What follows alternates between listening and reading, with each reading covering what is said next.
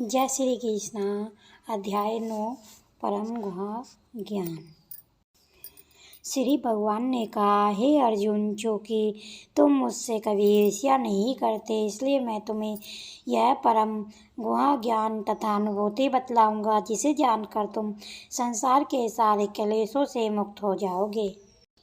यह ज्ञान सब विद्याओं का राजा है, जो समस्त रहस्यों में सर्वाधिक गोपनीय है। यह परम शुद्ध है, और चूंकि यह आत्मा की प्रत्यक्ष अनुभूति कराने वाला है, अतः यह धर्म का सिद्धांत है। यह अविनाशी है और अत्यंत सुखपूर्वक संपन्न किया जाता है। हे परंतपे, जो लोग भक्ति में श्रद्धा नहीं रखते, वे मुझे प्राप्त नहीं कर पाते। अतः वे इस भौतिक जगत में जन्म मृत्यु के मार्ग पर वापस आते रहते हैं।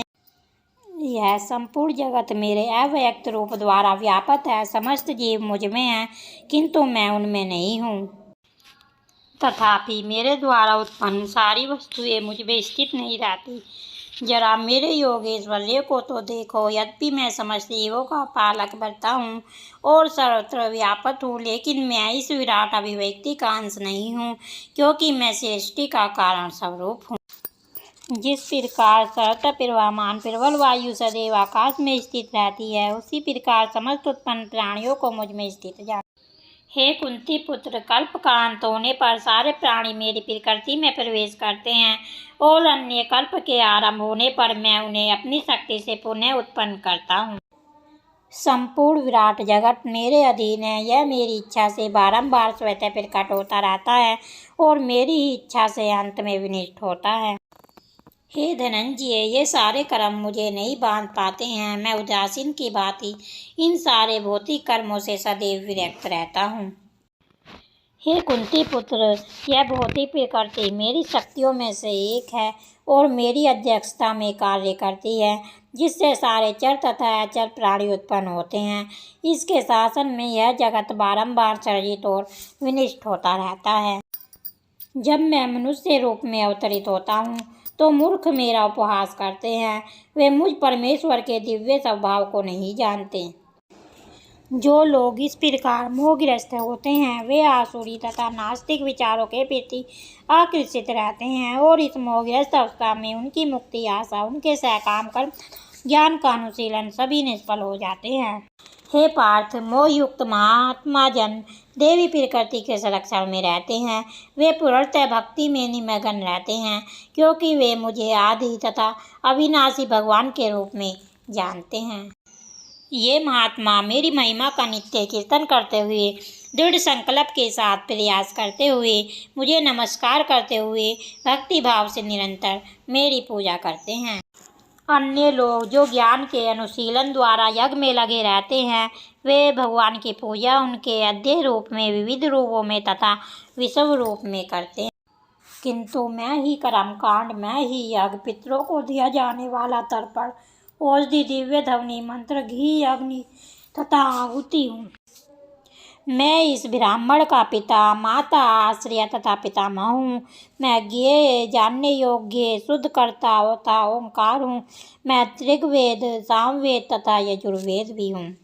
मैं ही लक्ष्य, पालनकर्ता, स्वामी, साक्षी, धाम, शरण स्थली तथा अत्यंत प्रिय मित्र हूँ। मैं सृष्टि तथा प्रलय, सबका आधार, आरस्य तथा विनाशी बीज हूँ। हे अर्जुन, मैं ही ताप प्रदान करता हूँ और वर्षा को रोकता और लाता हूँ। मैं अमरता हूँ और साक्षात मृत्यु भी हूँ। आत्मा तथा पदार्थ, सत तथा असत दोनों मुझ में ही हैं। जो वेदों का अध्ययन करते तथा सोमरस का पान करते हैं, वे स्वर्ग प्राप्ति की गवेषणा करते हुए अप्रत्यक्ष रूप से मेरी पूजा करते हैं। वे पाप कर्मों से शुद्ध होकर इंद्र के पवित्र सर्विक धाम को जन्म लेते हैं, जहाँ वे देवताओं का सा आनंद भोगते हैं। इस प्रकार जब वे उपासक विस्तृत सर्विक इंद्रिय सुख को भोग लेते हैं और उनके पुण्य कर्मों के फल क्षीण हो जाते हैं, तो वे इस मृत्यु लोक में पुनः लौट आते हैं। और इस प्रकार जो तीनों वेदों के सिद्धांतों में दृढ़ रहकर इंद्रिय सुख की गवेषणा करते हैं, उन्हें जन्म मृत्यु का चक्र ही मिल पाता है। किंतु जो लोग अनन्य भाव से मेरे दिव्य स्वरूप का ध्यान करते हुए निरंतर मेरी पूजा करते हैं, उनकी जो आवश्यकताएं होती हैं, उन्हीं में पूरा करता हूँ, और जो कुछ उनके पास है उसकी रक्षा करता हूँ। हे कुंती पुत्र, जो लोग अन्य देवताओं के भक्त हैं और उनकी श्रद्धापूर्वक पूजा करते हैं, वास्तव में वे भी मेरी पूजा करते हैं, किंतु वे यह रूढ़िपूर्ण ढंग से करते हैं। मैं ही समस्त यज्ञों का एकमात्र भोक्ता स्वामी हूँ तथा जो लोग मेरे वास्तविक दिव्य स्वभाव को नहीं पहचान पाते, वे नीचे गिर जाते हैं। जो देवताओं की पूजा करते हैं, वे देवताओं के बीच जन्म लेंगे। जो पितरों को पूजते हैं, वे पितरों के पास जाते हैं। जो भूत प्रेतों की उपासना करते हैं, वे उन्हीं के बीच जन्म लेते हैं।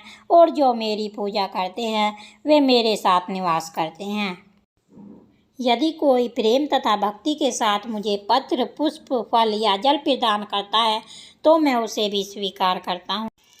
हे कुंती पुत्र, तुम जो कुछ करते हो, जो कुछ खाते हो, जो कुछ अर्पित करते हो या दान देते हो और जो भी तपस्या करते हो, उसे मुझे अर्पित करते हुए करो। इस तरह तुम कर्म के बंधन तथा इसके शुभ अशुभ फलों से मुक्त हो सकोगे और इस संन्यास योग में अपने चित्त को स्थिर करके तुम मुक्त होकर मेरे पास आ सकोगे। मैं ना तो किसी से द्वेष करता हूँ, ना ही किसी के साथ पक्षपात करता हूँ। मैं सबों के लिए संभाव हूँ, किंतु जो भी भक्तिपूर्वक मेरी सेवा करता है, वह मेरा मित्र है, मुझ में स्थित रहता है और मैं भी उसका मित्र हूँ। यदि कोई जघन्य से जघन्य कर्म करता है, किंतु यदि वह भक्ति में रहता है, तो उसे साधु मानना चाहिए, क्योंकि वह अपने संकल्प में अड़े रहता है। वह तुरंत धर्मात्मा बन जाता है और स्थायी शांति को प्राप्त होता है। हे कुंती पुत्र, निडर होकर घोषणा कर दो कि मेरे भक्त का कभी विनाश नहीं होता। हे पार्थ, जो लोग मेरी शरण ग्रहण करते हैं, वे भले ही निम्न जन्मा स्त्रियाँ, वेश्य, व्यापारी तथा शूद्र श्रमिक क्यों न हो, वे परम धाम को प्राप्त करते हैं। फिर धर्मात्मा ब्राह्मणों, भक्तों तथा राज ऋषियों के लिए तो कहना ही क्या है। अतः इस क्षणिक दुख में संसार में आ जाने पर मेरी प्रेम भक्ति में अपने आप को लगाओ। अपने मन को मेरे नित्य चिंतन में लगाओ, मेरे भक्त बनो, मुझे नमस्कार करो, मेरी ही पूजा करो। इस प्रकार मुझ में पूर्णतः तल्लीन होने पर तुम निश्चित रूप से मुझको प्राप्त होंगे। जय श्री राधे राधे, जय श्री कृष्णा, जय श्री राधे राधे।